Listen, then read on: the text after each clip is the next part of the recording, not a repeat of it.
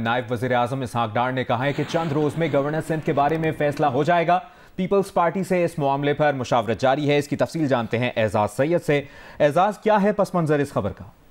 जी बिल्कुल, जिस तरह के बहुत सारी क्या सराही की जा रही थी कि गवर्नर सिंध कामरान टेसूरी को तब्दील किया जा रहा है और इस हवाले से नाम भी लिया जा रहा था कि बशीर मेमन को गवर्नर सिंध बनाया जा रहा है। इस हवाले से पीपल्स पार्टी और मुस्लिम लीग नून मुशावरत कर रही हैं और नायब वज़ीर आज़म इसहाक डार ने इस हवाले से बात की और उन्होंने कहा है कि बशीर मेमन को गवर्नर सिंध बनाए जाने की खबरों में सदाकत नहीं है और उन्होंने ये भी कहा है कि चंद रोज में गवर्नर सिंध के बारे में फैसला कर लिया जाएगा। जी बहुत शुक्रिया एजाज सैयद तफसील देने के लिए। झुकी ना हो नजर, झुके ना सर, जियो तो ऐसे, सहमा सहमा सा हो दिल, ना हो कोई डर, जियो तो ऐसे, आए जो हम तो मुस्कुराओ, मुस्कुरा के गले लगाओ, आगे आगे बढ़ते जाना साथ सोच में, जियो तो ऐसे। From France to Pakistan, Arshad Nadeem Pakistan की आन बान शान पेरिस ओलंपिक्स के गोल्डन बॉय सोने का तमगा लेकर वतन वापस पहुंच गए।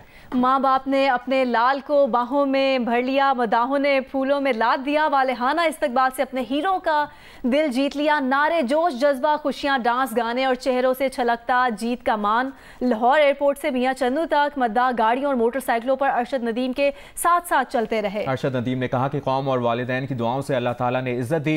इस कामयाबी के पीछे बहुत लंबा सफर है। मेडल हासिल करने के लिए दिन रात मेहनत की। हुकूमत और पंजाब स्पोर्ट्स बोर्ड से भी इजहार तशक्कुर किया। बोले वो वज़ीर आज़म का लगाया हुआ पौधा है। से कुछ देर पहले जियो न्यूज़ की नुमाइंदा सालिहा मलिक ने बात की है। अरशद ने कहा कि वतन वापसी पर जैसा इस्तकबाल और मोहब्बत मिली उसे भूल नहीं सकते।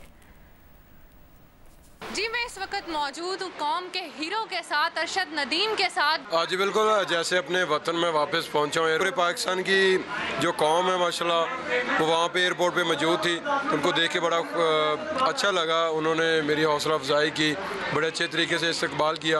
और इसी तरह अपने जैसे मियां चंदू सिटी में पहुँचा तो सेम वही रोल उन्होंने किया। तो उसके बाद फिर मैं अपने गांव में आया 115 में, तो बड़ी खुशी हुई अपने गांव वालों को सबको देखकर।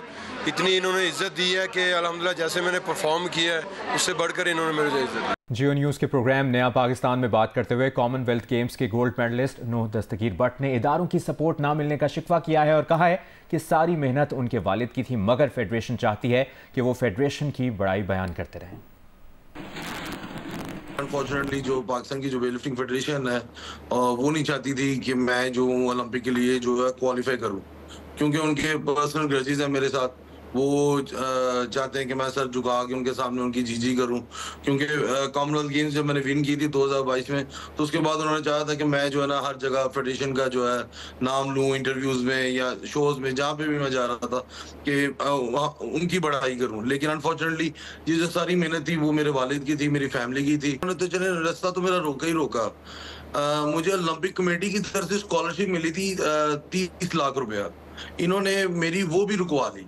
मुस्लिम लीग नून के रहनुमा इरफान सिद्दीकी ने जस्टिस मंसूर अली शाह की उस तकरीर पर रद्द-ए-अमल दिया है जिसमें जस्टिस मंसूर ने कहा था कि अदालती फैसलों पर अमल दरामद लाजमी आईनी तकाजा है और इंतजामिया के पास इन फैसलों पर अमल करने के सिवा कोई चॉइस नहीं। इरफान सिद्दीकी ने कहा कि अगर इस तरफ चल पड़े तो आईनी तवाजुन बिगड़ जाएगा। आली मर्तबत जज साहब से 100% इत्तफाक करते हुए उनसे रहनुमाई मतलूब है कि क्या अदालती फैसलों का आइन और कानून के मुताबिक होना भी आईनी तकाजा है या नहीं। क्या अदलिया के पास चॉइस मौजूद है कि वो वाज़ेह और गैर मुबहम आर्टिकल्स की नफ़ी करते हुए मर्जी का आइन लिख ले। क्या अगर अदालत इस तरह के फैसलों की तरह चल निकले तो आइनी तवाजुन बिगड़ेगा या नहीं। सीनियर रहनुमा मुत्तहिदा कौमी मूवमेंट मुस्तफ़ा कमाल ने पीपल्स पार्टी को पार्टनरशिप की पेशकश कर दी। कहा सिंध की हुकूमत उन्हें दुश्मन नहीं पार्टनर समझे। सिंध हुकूमत जायज़ हक दे तो पीपल्स पार्टी के पार्टनर बन सकते हैं। औरंगी टाउन में शजरकारी मुहिम की तकरीब से खिताब में उन्होंने कहा कि MQM को विफाक में हिस्सा नहीं मिला। सूबाई और शहरी हुकूमत भी उनकी नहीं, लेकिन MQM अपने हिस्से का काम कर रही है। वज़ीर आज़म शहबाज शरीफ से मस्जिद नबवी के इमाम शेख सलाह अल बदेर ने लाहौर में मुलाकात की। वज़ीर आज़म ने कहा कि आपका दौरा पाकिस्तान के लिए बाइस एजाज़ है। इस दौरे से दोनों मुल्कों के ताल्लुकात मज़ीद बेहतर होंगे। मस्जिद नबवी के इमाम शेख सलाह अल बदेर ने शाह सलमान बिन अब्दुल अजीज़ और दीगर सऊदी क़यादत की नेक ख्वाहिशात का पैगाम पहुँचाया। अमीर जमात इस्लामी पाकिस्तान हाफिज़ नईमुर रहमान लाहौर में जलसे से खिताब कर रहे हैं। हम अपनी बच्चियों के साथ खड़े हुए हैं। कोई है जो उनको हिम्मत करे, कोई इज्जत पहुँचाने की कोशिश करे।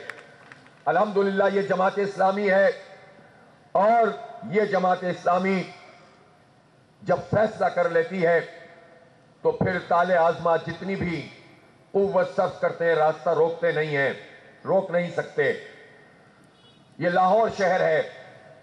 जब मसला खत्म नबूवत का 50 की दहाई में बहुत ज्यादा बढ़ गया, और ये वो वक्त था जब सैयद अबुल आला मौदूदी रहमतुल्लाह अलैह ने मसला कादियानियत के नाम से वो तारीखी लिटरेचर प्रोड्यूस किया, जो आज भी एक बेहतरीन दस्तावेज है और हर एक के लिए रेफरेंस है, कादियानी मसला। और जब हालात बिगड़ गए तो मौलाना मौदूदी रहमतुल्लाह अलैह को गिरफ्तार कर लिया गया और फौजी अदालत ने उन्हें सजाए मौत की फैसला सुनाया। हाफिज नेमुर रहमान लाहौर में जलसे से खिताब कर रहे हैं। अहमद बेग ने chief of naval staff golf championship का प्रोफेशनल्स टाइटल जीत लिया।